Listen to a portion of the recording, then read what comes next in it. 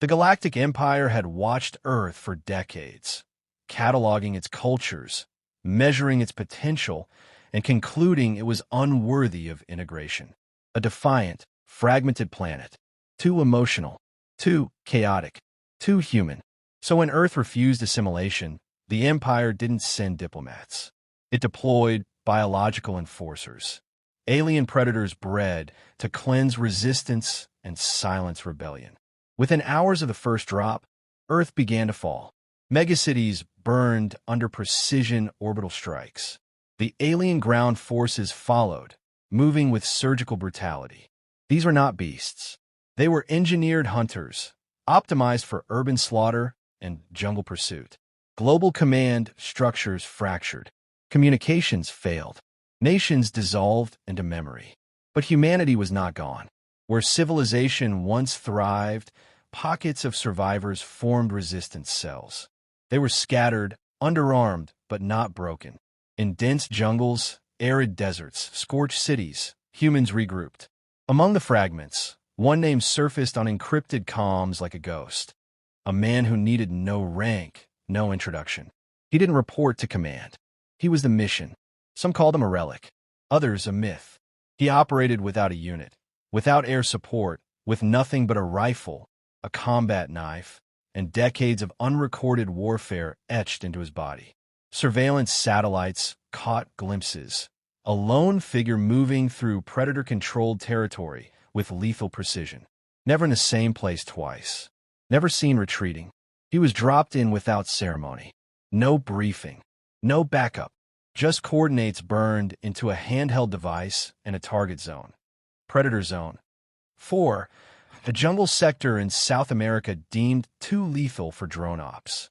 A blacked-out region where the Empire had established an advanced nest. He moved through the thick canopy with fluid silence. Every step calculated. The humidity clung to his skin like a second layer of armor. The air buzzed, not with insects, but with the low-frequency pulses of alien scanners. He ignored them. He'd heard worse. He'd survived worse. Empire tech scorched the jungle. Trees that had stood for centuries now twisted, mutated by terraforming spores. Alien spores had thickened the atmosphere, suppressing drone flight and jamming transmissions. But he had no need for drones. His eyes were sharp, and his instincts sharper. He spotted his first predator before it saw him.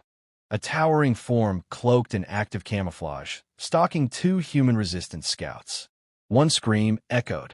The other didn't.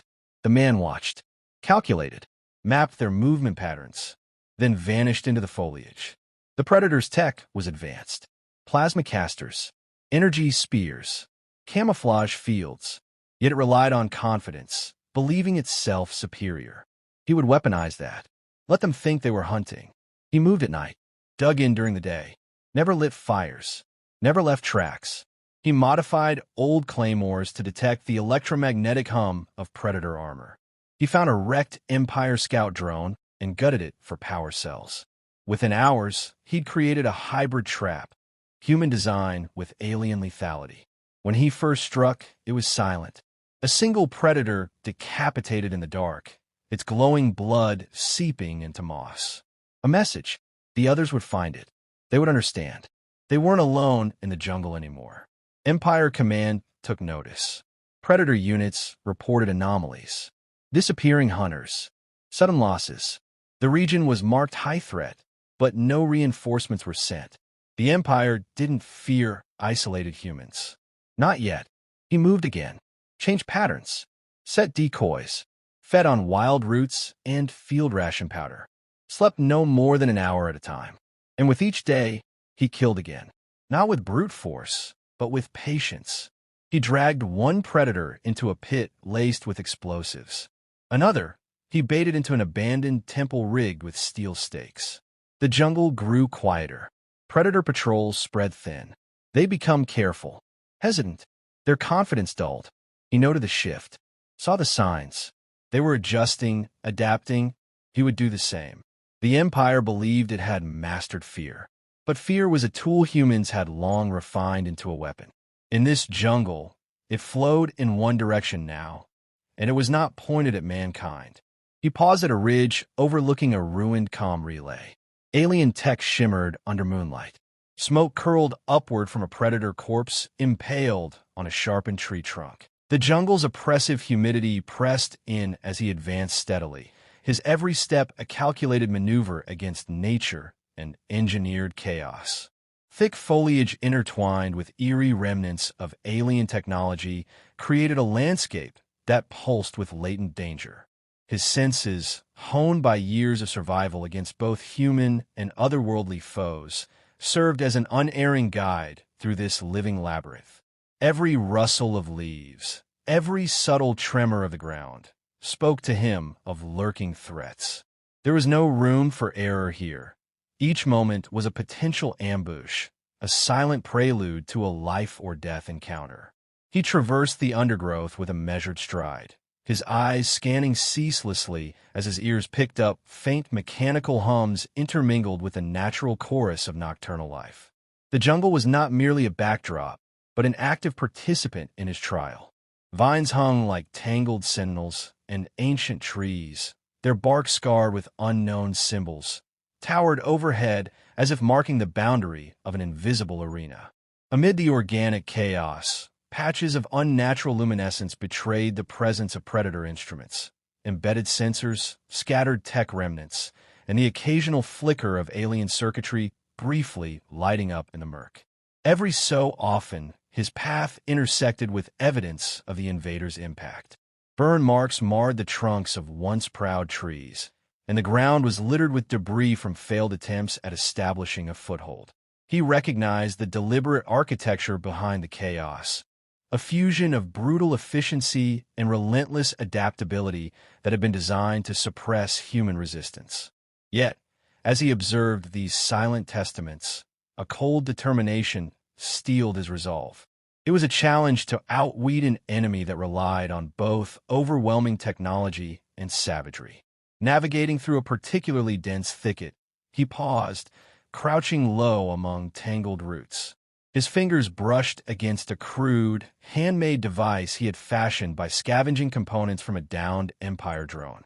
The device was his silent alarm, calibrated to emit a brief but distinct pulse when it detected the unique frequency of predator armor. It had already saved his life more than once, alerting him when a predator was stealthily closing in from unseen angles. In that breathless pause, he listened intently. The jungle's ambient noise seemed to hold its breath as well, every sound magnified into significance. A distant snapping twig, the whisper of wind over metallic surfaces, and his heart synchronized with the rhythm of this living battleground. There was no time for complacency. Advancing cautiously, he ventured into an area where the jungle floor was uneven, riddled with natural pitfalls and artificial traps alike. His expertise allowed him to discern which obstacles were part of nature and which were cruel implants of the Empire. Every misstep could lead to an explosive confrontation. He recalled the harrowing lessons of earlier skirmishes, how a split-second lapse in attention had cost comrades their lives, leaving behind only silent warnings etched in blood and ruin. Memories of those fallen fueled his meticulous progress, driving him to perfection with every footfall. The predators themselves were formidable adversaries, not mere beasts but creatures sculpted to dominate. Their movements were silent and predatory, almost ghost-like as they flitted between shadows and dappled light. Their armor shimmered with an otherworldly quality that betrayed their presence until it was too late. Yet he had learned their rhythms. Studying the way they stalked, he identified a pattern, a reliance on sudden, precise strikes rather than sustained pursuit. Knowing this, he exploited their cadence. He laid out traps that mimicked their expected behavior, using the jungle's natural acoustics to carry false signals. Each trap he set was an equation, a calculated risk where he inverted predator tactics into human advantage. There were moments when he engaged in close combat, where the raw physicality of the encounter underscored the brutal reality of the conflict. In those fleeting instances of violent clarity, his movements were a blend of martial artistry and primal ferocity. The clash of metal against alien exoskeleton resounded briefly before silence resumed its reign over the disturbed foliage. It was not about mercy. It was a visceral assertion that humanity would not yield, that even in the face of enhanced, relentless foes, the human spirit adapted and overcame. His strikes were swift, deliberate, each parry and thrust calculated in real time by instinct and honed training. Not all encounters ended in the quiet satisfaction of a perfectly executed ambush. There were instances when he suffered wounds, deep, lacerating cuts from the glinting claws of a predator, the searing burn of plasma that left scars both visible and hidden. Yet, every injury became a lesson, every painful reminder a catalyst for refining his strategy. He experimented with alien technology, repurposing components into traps or rudimentary weapons that carried a fraction of his adversary's lethal efficiency.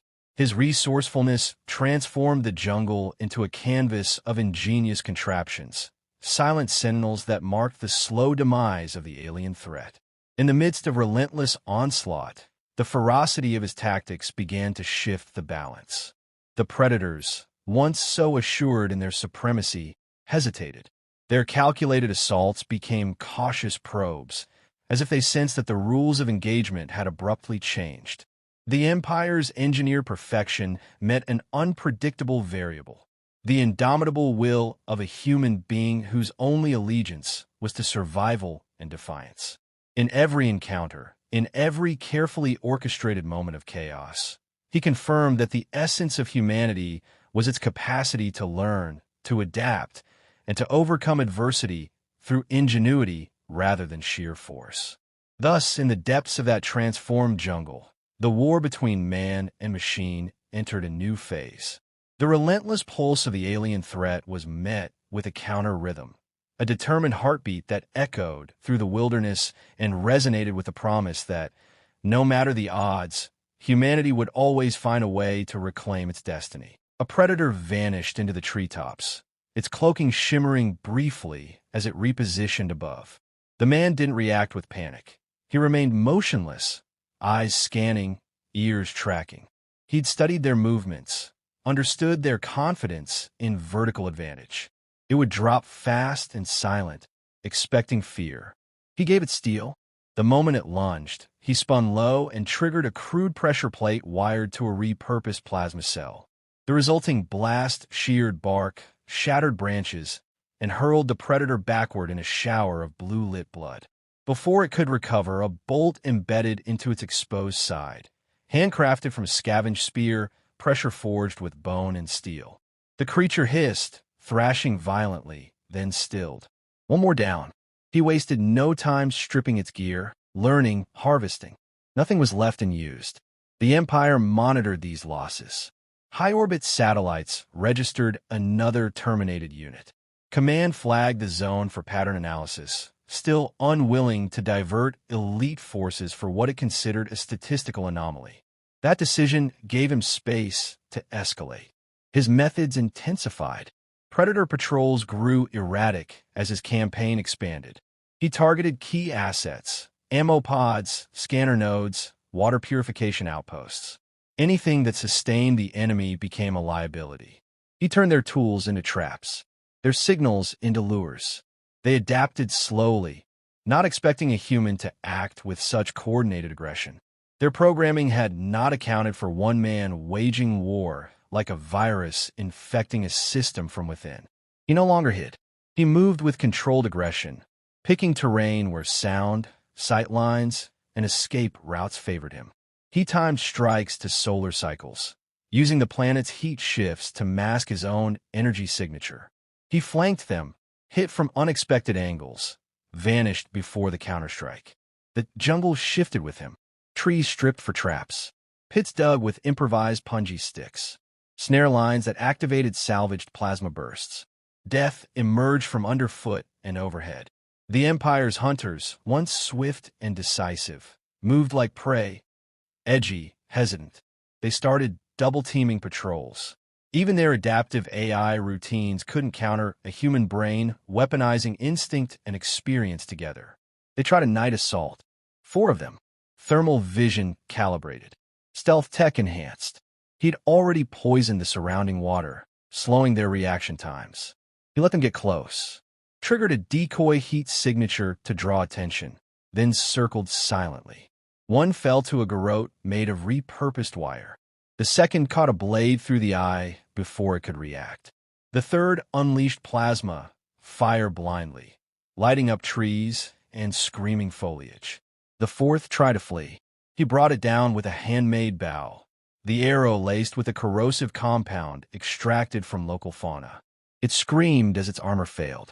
He watched it collapse. He dragged the bodies to an open clearing, stacked them, and ignited them with predator tech. A beacon flared skyward. A message. The jungle was his now. He didn't speak it aloud. He didn't need to. The dead did it for him. Resistance cells, monitoring the zone for miles out, received fragmentary footage. The stack. The beacon. The lone human walking back into the jungle.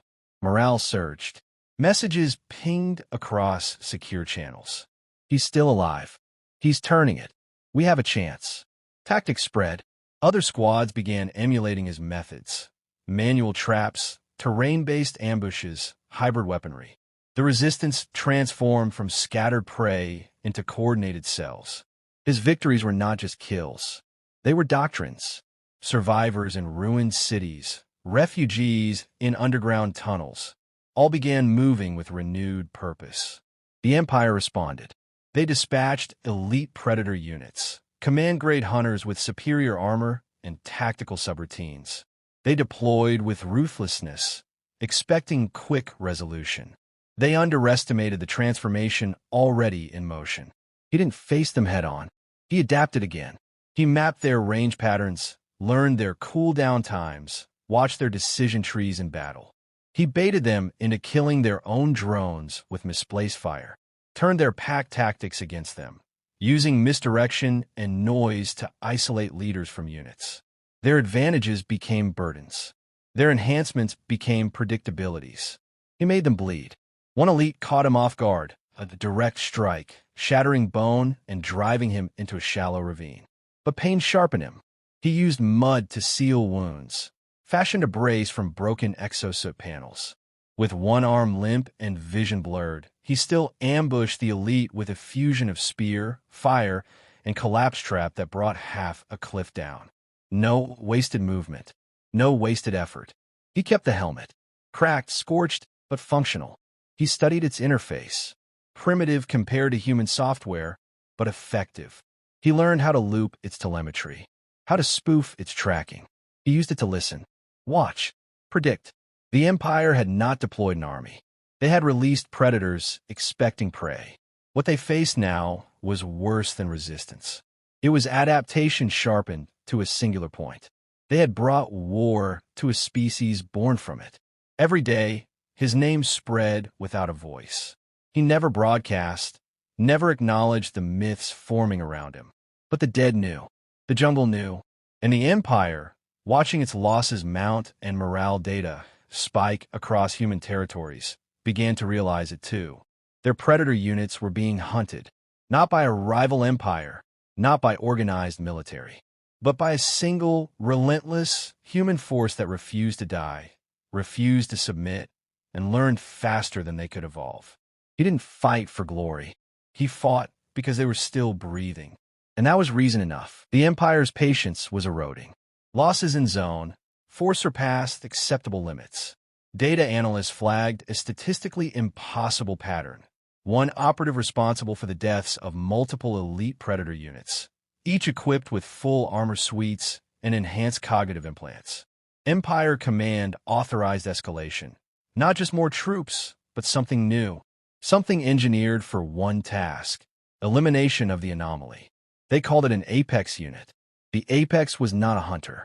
It was a purge system, larger, faster, layered in adaptive armor, equipped with multi-spectral vision and immune to traditional forms of ambush. It didn't move like the others. It didn't stalk. It advanced. Everything in its path was obliterated. Trees reduced to splinters. Caves collapsed with seismic detonators. Apex didn't search. It flushed. He watched it for 2 days. Observed its methods. It didn't scan. Its senses absorbed entire landscapes. It responded to electrical signals, heat deviation, chemical traces. The jungle shrank before it, no longer a battlefield, but a burning trail of ruin. His traps failed against it. His weapons bounced from its armor. But it had one flaw: confidence born from overwhelming strength. He changed strategy, not retreat, redirection. He lured Apex into ancient tunnels, remnants of pre-colonial mining systems long abandoned. Underground, the sensors weakened. The heat signatures of the Earth made readings chaotic. He moved slower now, conserving energy. Every step was calculated, every decision deliberate. Apex followed without hesitation. In tight corridors, size became a liability. Apex couldn't maneuver the way it did above ground. He exploited that, placed traps in bends it couldn't see, used the echoes of its own movement to predict timing. He didn't need to damage it, just delay, distract, drain. He forced Apex to burn resources, plasma bursts into empty spaces, explosive rounds into rock walls. Waste. Then he vanished. No sound, no signal. He let silence become a weapon. Days passed. Apex began to slow. Its energy output reduced. Its behavior shifted. It scanned more, reacted less. Its patterns grew erratic. He returned then, silent as vapor, targeting joints, exposed servos, overused armor plates. No kill shots, only pressure, only attrition. Apex began malfunctioning. Logic errors, misfires. It struck its own cover, vaporized shadows. The man watched with calm precision, then struck hard and fast. A detonation beneath its feet threw it off balance. A second blast embedded shrapnel deep into its thigh joint. It retaliated blindly, tearing rock and steel apart. He stayed ahead of its rage. Hit, vanish, repeat. 100 small wounds. 100 mistakes forced. The Apex was superior, but it was predictable. Predictable things died eventually. When Apex collapsed, it wasn't dramatic. No roar, no final lunge. Just a sudden failure of movement. Its systems shut down one by one, fire leaking from its core. He approached slowly, examined it, and then walked away. The message was sent. Empire Command received the telemetry. Apex offline. Final signal corrupted. For the first time in the campaign, a high-level council convened. The anomaly was upgraded from resistance factor to existential threat. The operation shifted from subjugation to extermination. Total planetary cleansing was now authorized. Orbital platforms adjusted. Terraforming engines recalibrated. Atmospheric manipulation weapons prepared. They would burn Earth if it meant ending this war. The man knew the change was coming. He could feel it in the sky, in the way the birds fled, in the silence before the storms. The jungle reacted too. Plants twisted unnaturally. Clouds darkened with chemical disruption. He climbed to higher ground and watched new lights appear in the atmosphere.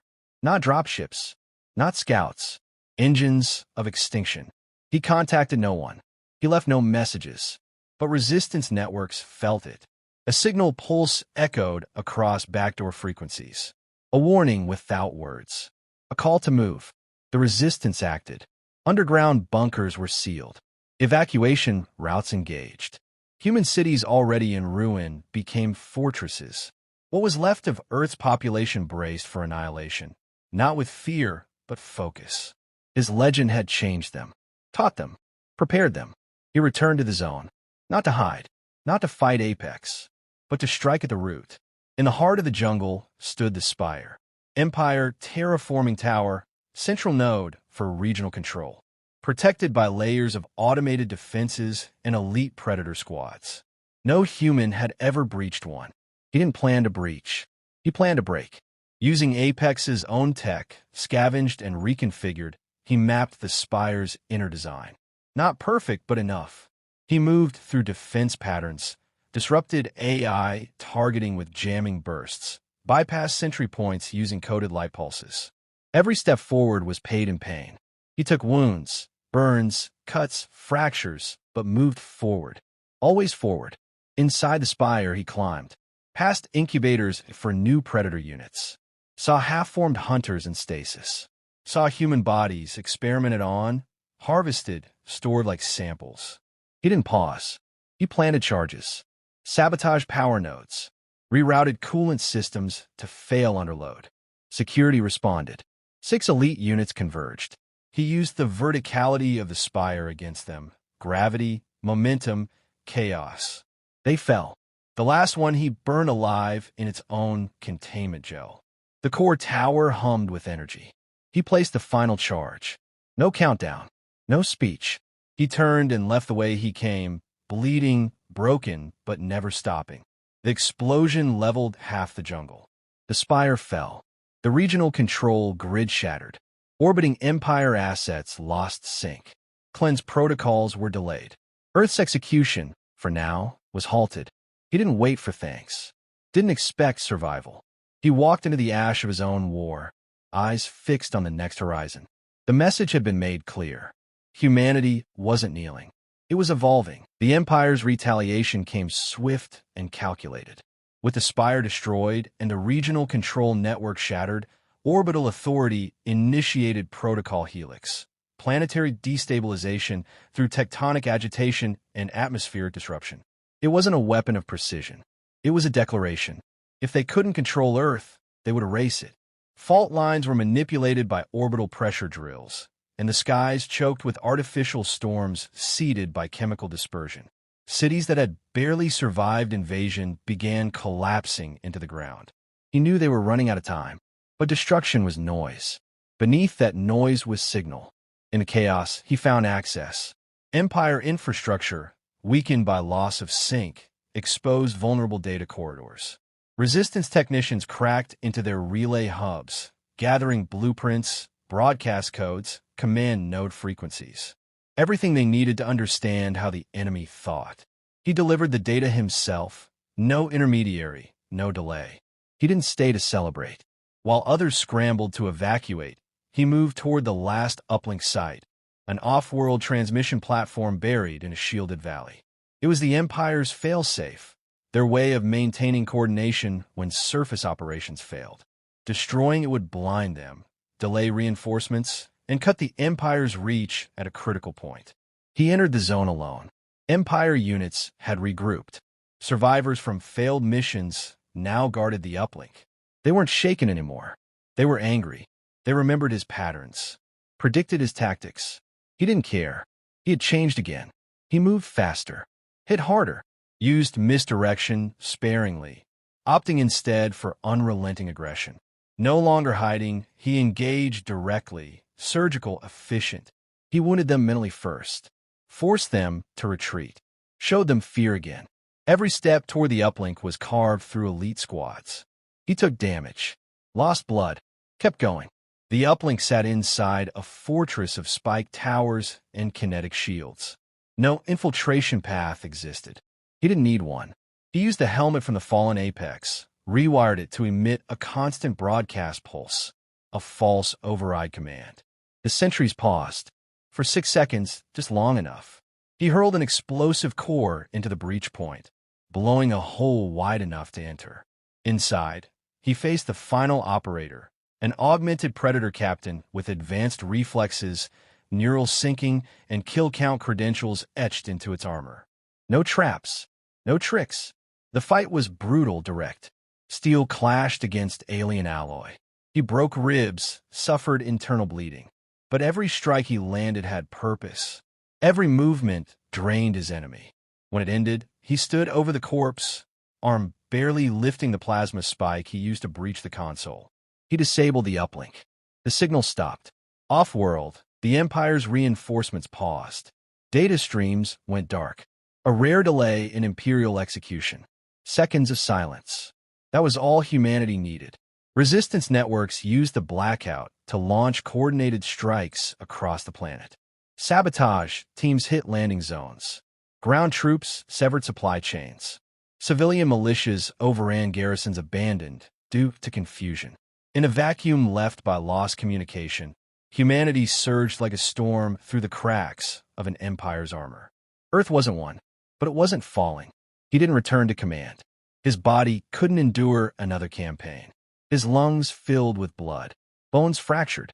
nerves burned with internal damage. He reached the extraction site just long enough to hand off the uplink's data cache and one final message encoded inside Apex's memory core. Tactical weaknesses of the Empire's next-gen warforms. Then he disappeared into the aftermath. They searched for him, but no body was found. No signal, only a trail of blood that vanished near a collapsed ridge. Rumors claimed he still moved through the forests. Some said he died long before the uplink breach, that his body survived on muscle memory alone. Others believed he became a ghost, unseen, unkillable, a permanent wound in the Empire's pride. What remained was legacy, the resistance restructured using his methods. Every unit trained in adaptive warfare. Cities became fortresses of ingenuity. Hunters turned into architects of ambush. Children learned to disassemble plasma rifles before they could write. His name was rarely spoken, but every whispered tactic, every daring raid, carried his signature. The Empire, reeling from losses, recalibrated its view of humanity. They no longer saw a species to conquer. They saw a species that refused extinction, one that evolved faster under pressure, one that forged monsters of its own when faced with annihilation. They sent a message to the outer fleets: Earth unstable. Reassessment required. They weren't retreating, but the offensive stalled. They feared unpredictability. They feared one man becoming millions. Galactic historians, centuries later, would struggle to record the truth. Archives distorted, records corrupted. But one constant remained across every retelling.